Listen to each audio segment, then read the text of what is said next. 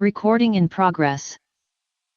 Hi everybody, I hope you guys are doing well. I am making a video for you, for those of you that didn't get to come to the Tutor Toolbox this past month in May. So here it is, sharing my screen with you. You should be seeing it just in a moment here. The Tutor Toolbox was on pacing and moving forward. This is going to be super short, and I think you're going to get jazzed when you see how easy it is to know exactly when to move forward in the curriculum. All right. And hopefully you're going to walk away with a lot of ease and joy and a sensation of, oh my gosh, I'm doing it right. Okay. That's what I want for you from the end of this training. So here we go. First off, I think it's really helpful that you realize what the guiding principles of being a tutor at Literacy Connection are. If you really know them and follow them and stay rooted in them, you're not going to be overwhelmed. And this is how you know, okay, I think I skipped one, sorry. Those guiding principles are discovery and practice, okay? Those guiding principles are discovery and practice. So what do I mean by that? This is more, Literacy Connections program is more about, it's like an immersion. It's about discovering the English language. It's about having experience and getting practice in a safe setting where the adult learner can struggle a little bit and try new things and laugh and feel safe to make mistakes. So if you have your tutoring sessions feeling like a time of joyful discovery, of trying new things, of feeling like they get to practice, then you're doing a great job. Here's a few other tips on how to know you're a successful tutor. The student is becoming immediately relevant. And I told this story at the Tutor Toolbox about I went to Publix to get a sandwich for myself, and the lady that was making my sandwich says to me, "You want cut?" And I smiled and I said, "Yes, thank you. Please cut my sandwich." So those three words, "you want cut," that is immediately relevant. She is immediately relevant. She was so immediately relevant, she was able to get the job because she is able to be understood. No, her grammar is not correct, but she will pick that up over time as she interfaces with people that are modeling that to her, right? So if your student is becoming immediately relevant, you should feel successful. You should feel successful if your student has low anxiety and your class is repetitious, because the curriculum repeats almost ad nauseum, and that is so that the student can feel very safe. They can anticipate what might be coming, even though they may not truly understand the information. That keeps that low anxiety, and that helps the learner, an adult learner, learn. You know you're successful if the student is willing to practice. They're willing to struggle. They make mistakes. You guys laugh together. That's how you know you're successful. You know you're successful if your student's confidence is growing slowly over time. And it is very slow over time, but their confidence will grow. And we do measure confidence here at Literacy Connection. So when they come in for their assessment, we ask them a scale score about their confidence, and we get that number, and that number is then reported back to you when I call you with your scores. You're successful if you are following the step forward curriculum. That is your whole role here as a tutor. It's to follow the step forward curriculum. It's not to think that you know a better way. I'm not saying there isn't a lot of talented, heartfelt tutors out there in Literacy Connection. There are, and a lot of you have a lot of skill and background. But when we are running a nonprofit and a program, we all want to be heading in the same direction. So we're counting on you to follow the step forward curriculum because it is proven to work. And you know you're successful as a tutor if your class is fun and upbeat. It feels like a discovery and not a lecture. Okay? You're not teaching, you are guiding. And we're going to talk a little bit about that too. Reminders. So that lesson plan book can be a little bit frustrating for some people because it is geared to a classroom. So some of the languaging will be sort of talking about a group. You need to ignore those terms and even the suggested times, okay? Because they may say, oh, this activity is supposed to take 25 minutes, but they're talking about a whole classroom. So you need to alter that, right? You need to alter some of the vocabulary or the wording that is being used if they talk about groups to fit just your one-on-one situation, and you need to alter those times to work for you in your one-on-one situation. And we here at Literacy Connection trust that you guys can do that. Remember, it's not about perfection. These people, our students, are not coming to give the next best TED Talk or to be on Oprah or to write the next novel. They are not looking for perfection. They're looking for immediate relevance. Remember the story about the sandwich. You want cut? Yes, those 3 words got her that job, and that's what we want for our students and for our tutors to help our students with. It's not about right answers. It's not about like, gee, that verb, you're not using the right verb and all this stuff I hear tutors complain about. It's about, guess again, immediate relevancy. And yes, you want to give your student as much as you can. You want to help them strive for as much as they can and be their best self and all of these types of things. But at the most students are really looking for, and this is research based, they are looking for immediate relevance because they need to be able to ask a question at the school or ask a question at the doctor or help their husband in his business or something like that. So they are looking for immediate relief. Okay, they can get polished up over time. 2 primary ways to measure success at Literacy Connection: confidence and immediate relevance. So if your student is improving in confidence and they are improving in immediate relevance, when they come for their assessment, we will be measuring that, we will see that, and we will all be celebrating with you and your students. So this is what you're watching for in your student, right? Okay. How to keep it simple and move forward. Here we go. You're not teaching. You're not explaining. You guys still with me? Are you getting this? You're not talking.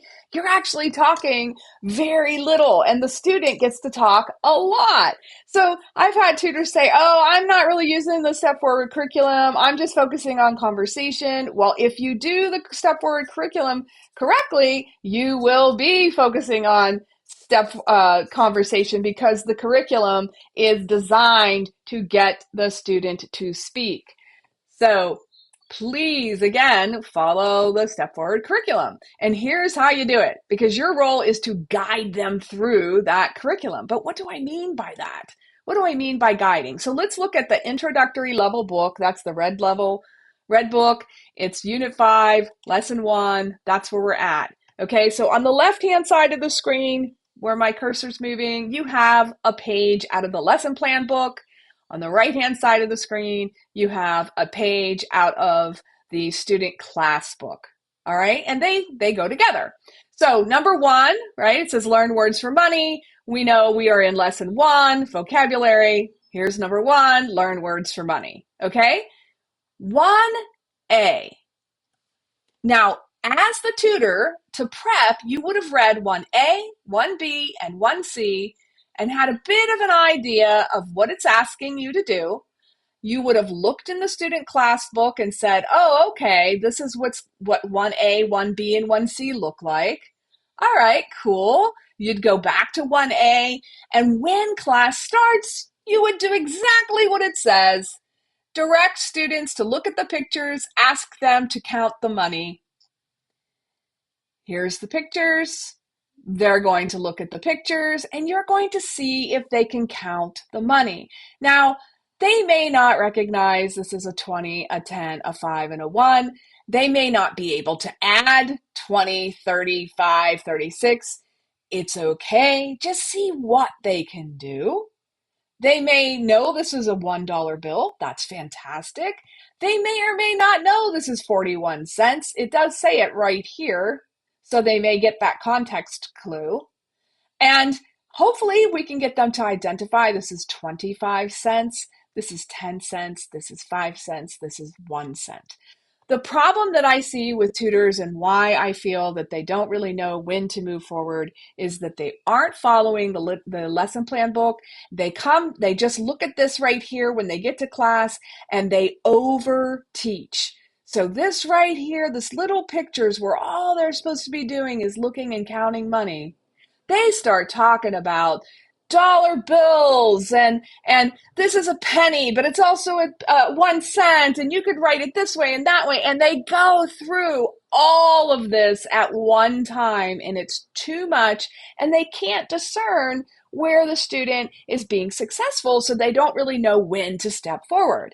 But if you follow exactly what it says here, then guess what? You know when to step forward because you did exactly what it said. Your student was getting a discovery of this information, right? They got some practice, and guess what? They stepped forward. So B, you see this little audio symbol, so you know you're going to use the audio, and it says listen and point to the pictures. You would have read this in advance, and you would have seen that they want you to ask a few questions to make sure that the student is comprehending. Okay. And that's all you do in 1B. They're going to listen to the audio and at the same time point to the pictures. And then you're going to ask a couple comprehension questions. They literally tell you what to ask right here. And that is 1B. So it might say bills, and the student would point here because there's multiple bills. It might say penny, and the student would point here. And that's it. They're pointing and they might be whispering to themselves the words to get their mouth and their face practicing the pronunciation. And that is it. And you might at the end say, what is this? And they would say, it is a nickel. Or you could say, is this a nickel? Or you might say, is this a nickel? And see if they can comprehend something just a little bit. They don't have to comprehend every single aspect. Again, this is discovery. This book will repeat itself ad nauseum, and they will get there. They will build their learning one little tiny step at a time. That I think is the hardest part for tutors, is that this is incremental. It's almost minute little tiny steps all put together. That's what's going to get the student to grow and learn. And the information has to be sort of disseminated out in this very small amount each time so that they can build. Okay, so then you move on to 1C, you look at that, you're going to use the same exact audio here and here, right? So you're going to use the same audio again, but this time they are listening to the words and they are actually repeating them loudly, right? So they're going to hear number 1, bills, and the student will say bills, right? And so on. And then you would have read part 2 and 3 and 4 of C before you came to class so that you were prepared, and you would do what each one of these say, and then guess what? You're done and you step forward. And D says, say the new words with a partner. Well, guess who the partner is? You are. That's it. It's really simple. And you go back through and the partner might say bills, and they would say bills, and you would move on through the words. And guess what? You would move on to the next part. And that's how you step forward. You use the lesson plan book methodically, one little piece at a time. You read it in advance. You understand how it sews together with the student class book, and you're going to have no problem knowing when to step forward. All right. I hope that helps you. Let's look at the next example. We're now in the blue book, level 1, unit 10, lesson 5. This is reading, okay? And I had a tutor come to me and said, wow, this reading is, it's pretty over the top of my student's head here, right? Like, this is really struggling. My student's really struggling. This is really hard for them. It took me an hour and a half just to get through this one lesson, and it was really like pulling teeth. What do I do? Okay? So here's what you do. We never really want to skip anything. When, in the book, in the curriculum, because we are here to give them discovery, right? So we're here to give them an opportunity to try new information. We're here to give them an opportunity to struggle and learn. And so if we just skip things because we think it's going to be too hard, that's really not going to help them. What we want to do is see if we can alter it a little bit to make sure they feel successful, right? We want to make sure they feel successful by the end of the class, no matter how hard the information was. So as a tutor, one right here, building strategies. Lesson 5 reading, number 1, building strategies. Okay, they go together. You would, and remember these time limits, that's for a class period, so you can ignore them. You would have read right here, this 1A, and has 2 little parts to it. Okay, you would have read this, and it literally gives you some wonderful questions to ask about checking for comprehension, and it tells you exactly what it wants the student to understand out of that section. And once they get it, or they at least get a little bit of it, guess what you do? You step forward. All right, so you always know when to move forward because it's telling you right here. Most tutors, what they're doing is they're not using the lesson plan book, and they come here, and or maybe I shouldn't say most, but some aren't, okay? And they come here and they wait for mastery. They wait for mastery. They drag their student through this. They drill them. They don't understand why they don't understand. They're really, really waiting for perfection and mastery. And that is not going to happen in 5 minutes, and it's not going to happen probably even in the year of working together. Mastery just is something that takes a really incredibly long time when it comes to learning a language. So again, at Literacy Connection, we are measuring confidence and immediate relevance.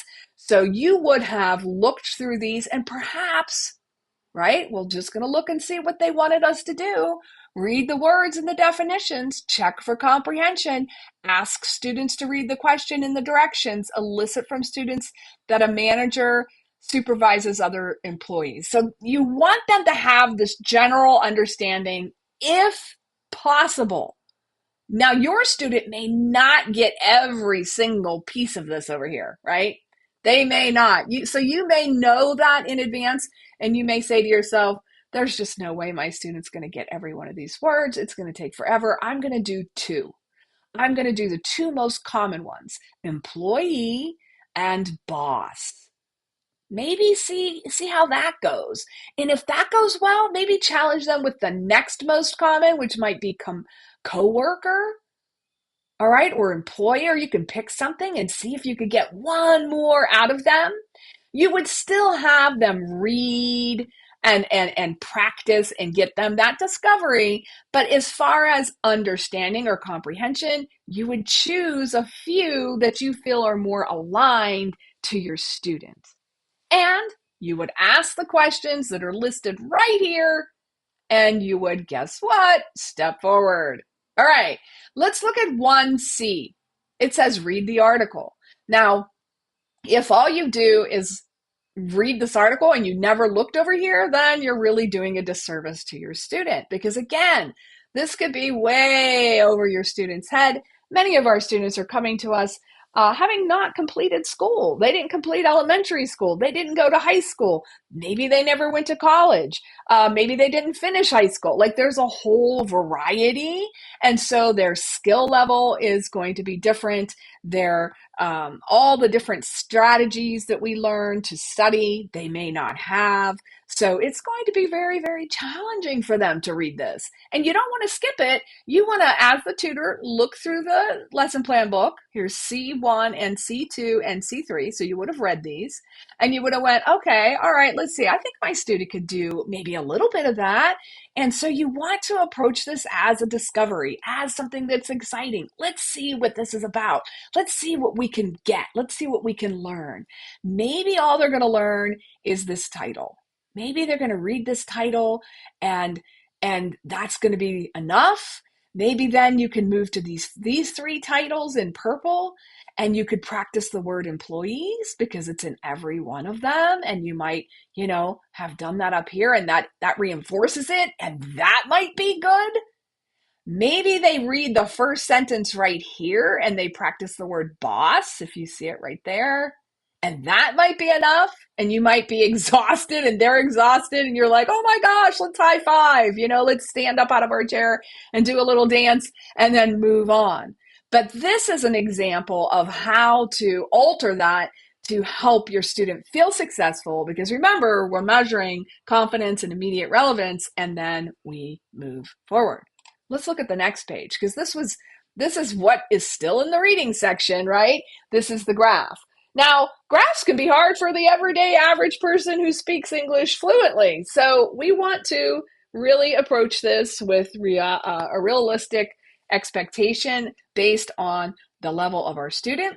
We don't want to skip it. We just want to be really realistic. The first thing we would have done is we would have read our lesson plan book, and it says to go over the text and chat with students line by line, clarifying vocabulary, etc. Okay, all right, cool.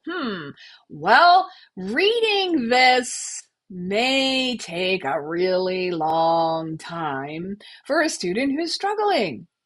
So you might just read the title, Why Don't Some Employees Succeed? And you might ask them, why do they think some employees don't succeed? Why are some people not good at their job? And they may say, oh, they never come on time, right? And you may have to elicit that response out of them. You may have to help them remember what the word employees is. You may have to talk about the word succeed. So this could take a little while. Maybe you just look at the biggest percent and the littlest percent and try to answer one of these questions. And you're like, okay, that's fantastic. Again, discovery, right? And immediate relevance, they feel confident. They feel excited. They're not perfect, but they get to move on. And guess what? It's going to repeat again. So hopefully that helps you. If you have any questions about that, I would love to know what you need and what you like out of this training, okay? You can see there's a little bit more that you would have gone through to complete this section. And again, you would have been altering it for your own students to give them that discovery, build their confidence, and see if they could get some immediate relevance out of it. And you would step forward. It's always helpful if you guys tell me what you need, because I plan these tutor toolboxes based on what tutors tell me, right? People reach out to me and say, hey, Tina, I'd love to talk about this, or I'd love it if you talk about that, or do you have any tips or this or that? Please feel free to reach out, email me here at Literacy Connection so that I can start to design the next training. The training coming up in June is all about how to get your student to speak outside of the classroom. I built a new activity for that, and I think you're going to really like it. So I hope to see you at the next Tutor Toolbox. Take care, everybody.